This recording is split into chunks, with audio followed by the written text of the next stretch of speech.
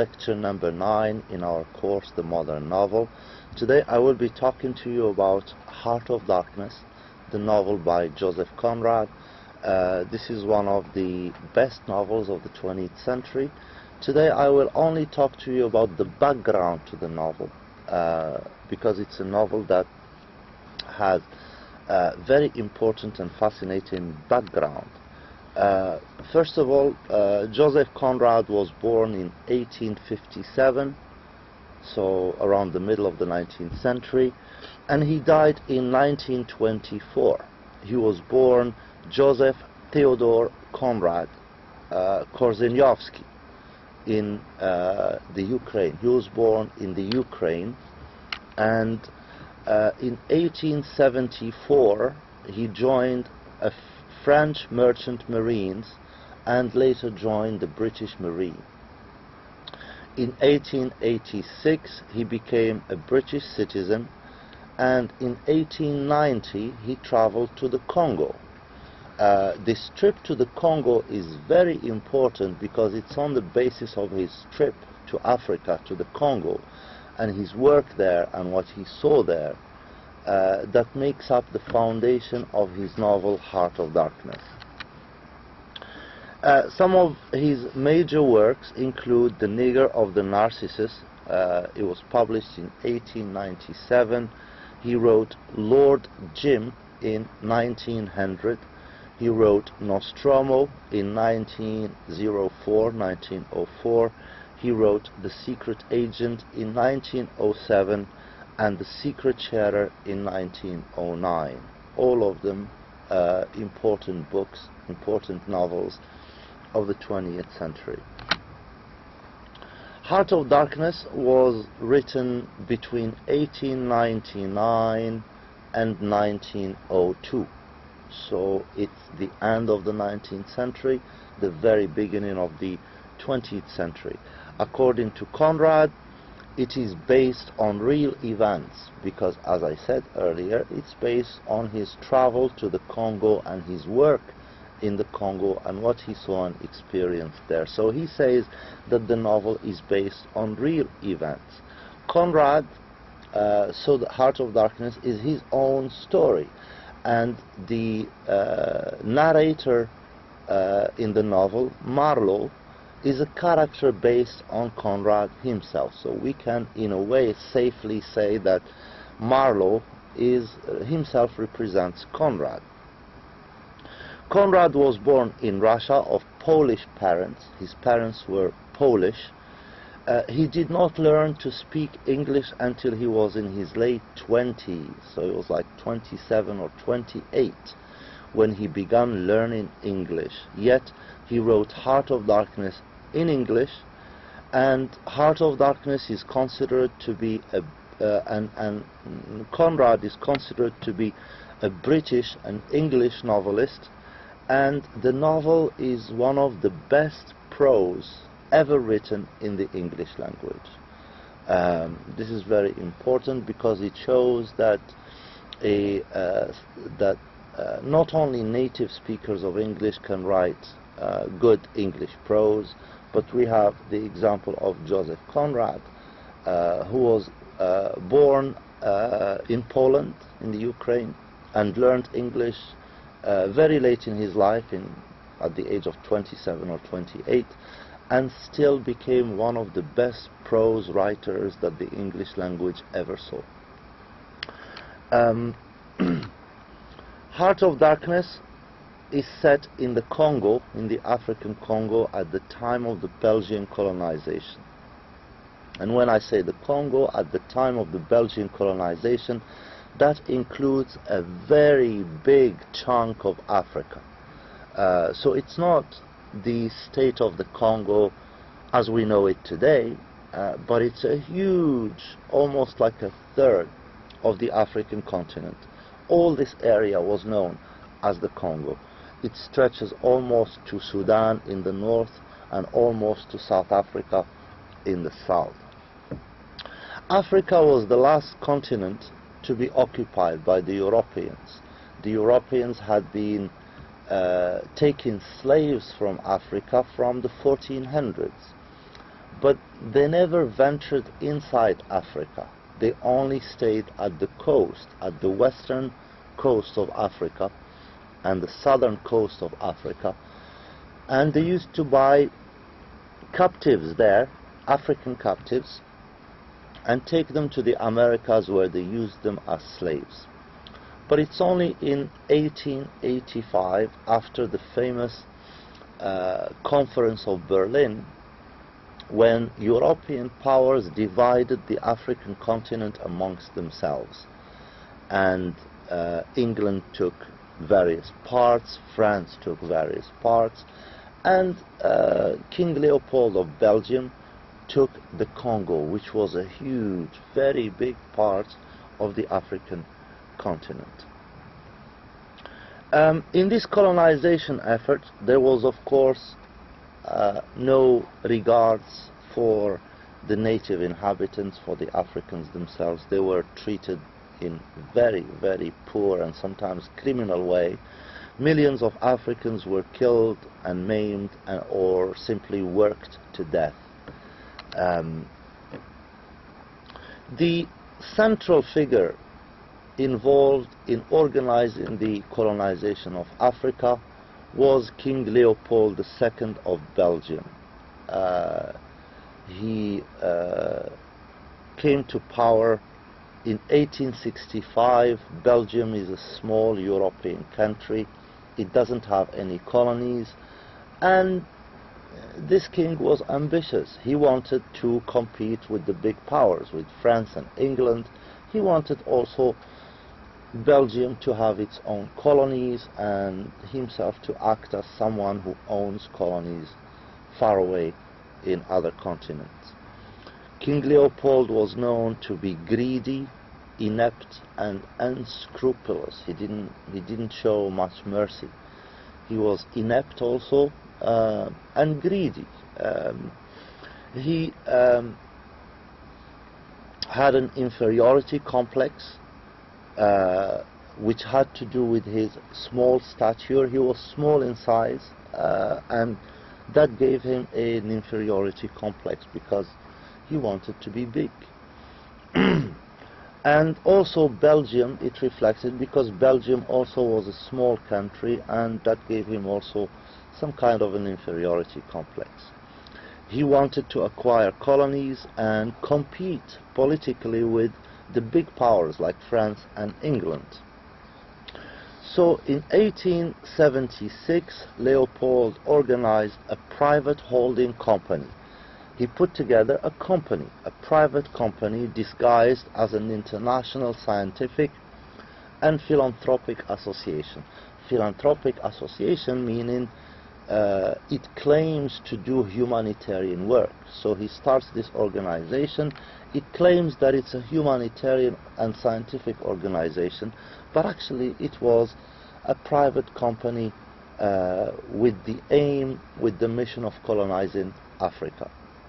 In 1879, using this private company, he hired the famous British explorer Henry Morton Stanley and asked him to establish a colony in the Congo region.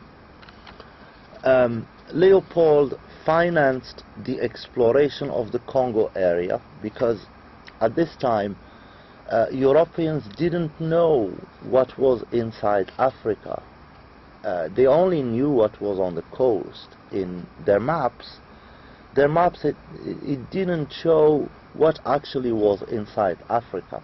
Where was the mountains, where were the seas, where was the rivers? They didn't know. They just knew the coast. So Leopold financed the exploration of the Congo area, and he laid claim to it. He said, "This is mine. I found it first. I came first. It is mine." And he made it his own private colony. So the African Congo belonged to the man, to Leopold II himself. It was his own private colony. It did not belong to Belgium, like, for example, France colonized Algeria, and Algeria was a French possession for about 130 years. Well, with the Congo it was different. The Congo was the private property of King Leopold, like his own farm or his own house or his own private property. It was therefore called a crown colony. It was a crown colony, meaning it's owned by the king himself. The profits that he made in the area of the Congo, they did not go into the treasury of the Belgian state, they went into his own pocket, into his own private accounts. To give you a sense of how big the Congo, the African Congo was, the African Congo was larger than Britain, France, Spain and Germany combined, right? France, Spain, Italy, Germany and Britain combined, the African Congo was still bigger than these 5 European states combined. Leopold called it the Congo Free State, the Congo Free State. Later on, after independence, it became known as Zaire, and today it is called the Democratic Republic of the Congo. But it's a small part of it that we call the DRC, the Democratic Republic of the Congo. The Congo Free State is called by Adam Hochschild, who is the author of King Leopold's Ghost, one of the best books written on King Leopold. He calls it the world's only colony, the world's only colony claimed by one man. It's the only time when one man claimed a colony, and he said, this is my property. The Belgian Congo under Leopold's rule became an example of how terrible colonial rule can be. The native people were treated as commodities, as objects, and atrocities were committed against them on a very large scale. Leopold hired the famous explorer Henry Morton Stanley to get control of the Congo. Henry Morton Stanley was a famous British explorer. Leopold gave him the mission to go to the Congo and to sign deals with the African tribes in which these African tribes give sovereignty to the King of Belgium over their land, over their rivers, over their farms and so on. Stanley went to the Congo and he traveled around and made deals with the chiefs of the native tribes, and you know, sometimes he bought a huge part of land in exchange of some piece of cloth or a gun or, you know, some little bit of money or something. Leopold realized that huge profits relied in forced labor. Forced labor, basically, he made it a law. It was illegal to pay an African for his work. So he put Africans to work without pay. This is called forced labor. He basically takes Africans, put them into a place, forces them to work until the end of the day, and then they go home. And then in the morning they come and take them to work again, force them to work, and then until the end of the day. This is called forced labor. And it became illegal by law. It's illegal to pay Africans for their work. Leopold ordered Stanley to buy as much land as possible and to acquire power among the chiefs from the mouth of the Congo River as far into the interior as possible. So the Congo River is where Marlowe, the hero of Heart of Darkness, will begin his journey, and he will go inside the continent, inside the continent of Africa, which is what the novel refers to as the Heart of Darkness. Stanley gained control by offering the chiefs, the African chiefs, bribes and made them sign paperwork that gave ownership of their land to King Leopold. In 1884, a treaty was signed by Stanley and the chiefs, and he gave the chiefs basically a piece of cloth in exchange for all their waterways, roads, game, animals, fishing, mining rights, and even their freedom forever, right? So he gave them a piece of cloth, and he made them sign away all their land, all the animals on the land, all the waterways, all the roads, all the mining rights forever. Once the land was acquired, Leopold imposed taxes on the roads. So now if Africans wanted to use the roads, they have to pay a tax. If Africans wanted to use the waterways, if they want to travel by boat on the rivers, they have to pay a tax to Leopold. And Leopold declared monopoly on rubber and ivory. This is very important for the novel of Heart of Darkness, because the most important thing that Leopold was doing in the Congo was the exploitation or the extraction of ivory and rubber. What's rubber? Well, rubber is what was used to make tires for cars. It's very important. I mean, today we think of it as something, you know, not very important, but back then in those days, it's the rubber of the Congo that allowed the first mass production of cars. The first car that was built and mass produced so that average people like you and me started buying cars, this first car was called the T model, and it was built by Henry Ford, you know, the founder of the Ford Motor Company. Well, Henry Ford was a friend of King Leopold, and it was the rubber of the Congo that allowed Henry Ford to start mass producing cars. So if we have cars today, mass production of cars today, it started first of all because of the colonization of the Congo. King Leopold's agents in the Congo were given the freedom to use as much violence as necessary to get the rubber and the ivory. And we will see in Heart of Darkness how Joseph Conrad describes this violence to the Africans and the extraction of the ivory from the Congo.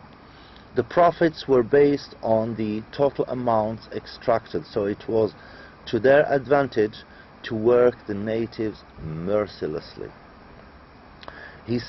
Leopold set up a mercenary force that he called La Force Publique. It's a militia essentially made up of 19,000 mercenaries. Most of them were Africans, but the commanders were Europeans. They controlled the Congo Free State for Leopold for 23 years, between 1885 and 1908. And they helped him, the Force Publique, these mercenaries. They're the ones who helped Leopold extract rubber and ivory from the area. The Force Publique took over native villages. They basically took over native villages, African villages, in areas where there was rubber and ivory to be harvested. They made the natives work for them, but they did not pay them. It was illegal to pay an African for his work. So this is called forced labor. The only difference between forced labor and slavery is that the workers in forced labor situations are not actually owned by other people. So Leopold doesn't own these people. He just forces them to work, right? And one can argue that forced labor is more horrible than slavery, because in slavery the slave master owns the slaves. He has to feed them, he has to provide them housing, shelter, clothes, and so on, because they are his property, they are his investment. In forced labor, it's not the case. The slave master doesn't own these slaves. He just forces them to work from sunrise to sundown, and then at the end of the day, he lets them go.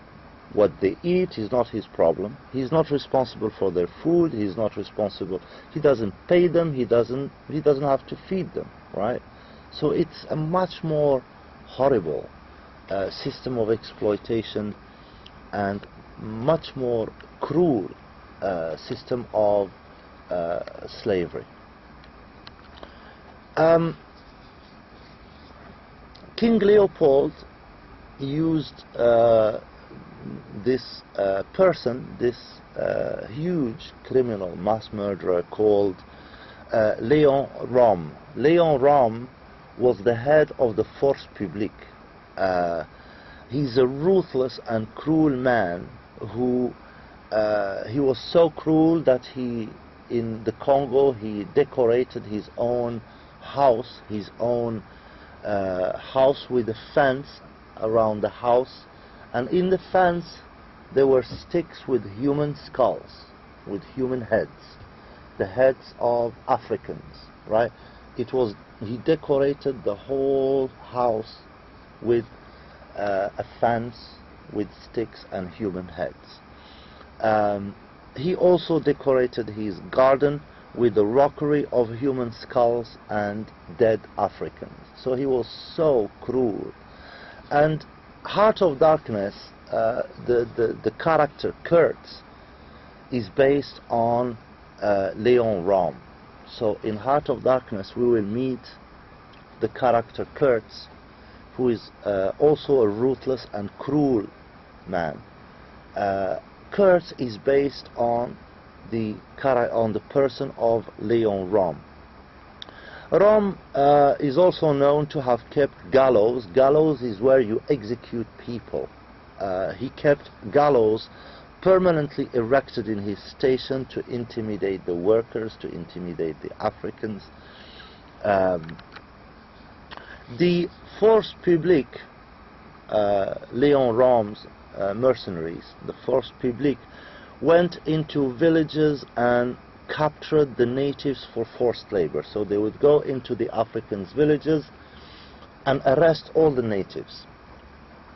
The women and children would be separated and they hold them hostage until the man brought their quota of rubber or ivory. So the man have to go into the jungle, into the forest, and bring a certain amount, specific amount of rubber and ivory every day, right? And only when they bring that amount, the Force Publique would release their wives and their children. So it was a very, very cruel and criminal system. If a worker didn't meet his quota, if the African worker couldn't bring as much ivory and rubber back to the Force Publique, the Force Publique would motivate him by cutting off the hand or the foot of one of his children, right? So you can see I have put some pictures in the slides that show a lot of African children with hands cut off or legs cut off, and this was the way the Belgians punished the Africans. When the Africans cannot bring enough rubber or ivory back, the Belgians would go and cut off the hand or the feet of his son or his daughter. The African man wore a numbered metal disc on a string around their neck, right? This is how they had them numbered. Each African had a specific number. And the Belgians used an accountant. They used accountants to keep track of how much ivory or rubber each worker brought. So each worker had a number, and each worker had a file in which the accountant would keep track of how much rubber he was bringing. And if he didn't bring enough rubber or ivory, they would punish him by cutting the hand or the feet of his children. When later on they wouldn't just release their wives and children, they would sell them. So they would sell the women and children back to their husbands, right? Back to their sons, to the natives when they were finished in the area. When the Belgians finished in some area, they would sell the women and children back to their people. And of course all of this was happening with King Leopold claiming that what he was doing in the Congo was humanitarian work, that he was bringing freedom and civilization, and he was educating the African and so on and so forth, which is, you know, the claim that all colonizers have used from the old days until the present. The man, in 1908, Leopold realized that his control of the Congo had come to an end, because the news started breaking about what was about the atrocities of the Congo. Journalists started publishing stories, and photographs started emerging, and travelers to the area started reporting on the horrors they were seeing in the Congo, and there was an international outrage. So by 1908, Leopold's control of the Congo came to an end. But the Congo didn't get its freedom. He transferred the Congo, the ownership of the Congo, to the Belgian government. And he burnt, he destroyed the evidence, all the records of the Congo Free State, by burning all the records. And it is reported that the fire burned for 8 days and 8 nights. Leopold II was responsible for the deaths of between 10 and 11 million people in the Congo. So this is a large-scale genocide that happened in between 1885 and 1910. And unfortunately, to the present, it's still not remembered. Most people remember the Jewish Holocaust, but hardly anyone remembers the Belgian genocide in the Congo and the over 10 million people who were slaughtered or worked to death in the Congo. Conrad wrote Heart of Darkness, and he said that it is a documentary. It's a true story that documents what he saw when he traveled to the Congo, and that he describes things that were really happening. Of course, Heart of Darkness, in that sense, it's a fictionalized record of Conrad's experience in the Congo. Marlowe, in the novel, is in a way a character based on Conrad himself. We can identify Marlowe with Joseph Conrad himself, and we can identify Kurtz in the novel with the Belgian criminal Léon Rom, the head of the Force Publique. For further readings, I strongly suggest that you read Adam Hochschild's book, King Leopold's Ghost. It's one of the best books that have been written on King Leopold's adventure in the Congo. I hope this has been useful.